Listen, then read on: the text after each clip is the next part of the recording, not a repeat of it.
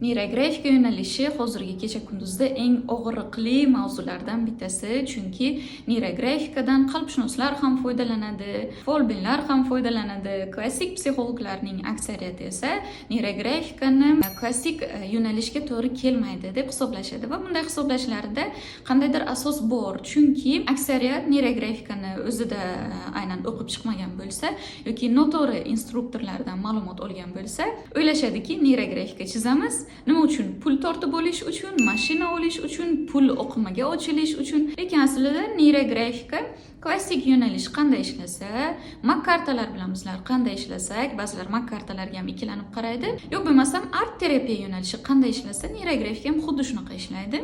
Neyrografikani pul oqimiga ochilish uchun, mashina olish uchun, qayerdandir uy olish uchun chizmaymiz. Afsuski, hozir psixologiyani bozorida xuddi shunaqa takliflar ko'p.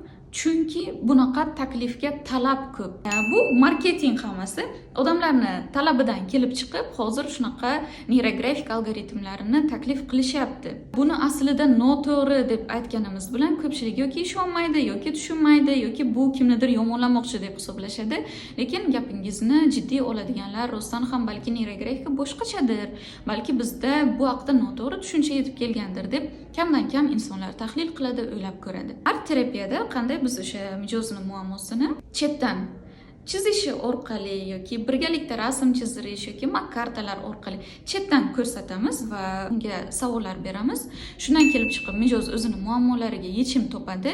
Xuddi shu yo'nalishda neyrografika ham ishlaydi. U o'zini muammosiga, o'zini holatiga chetdan qarashi uchun oson chizma chizadi. Shakllarni chizish oson, chiziq chizish juda ham oson. Hamma ham art terapiya yo'nalishidagiga o'xshab rasm chiza olmaydi. Ya'ni hamma ham rasm chiza olmaydi va terapiya qolib ketadi, rasm chizishga kirib ketishadi. Neyrografikaning qulayligi shundaki, uni hamma chiza oladi.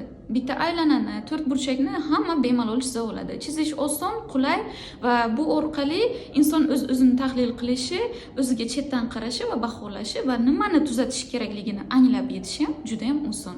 Neyrografika ham klassik yo'nalishda ishlaydi.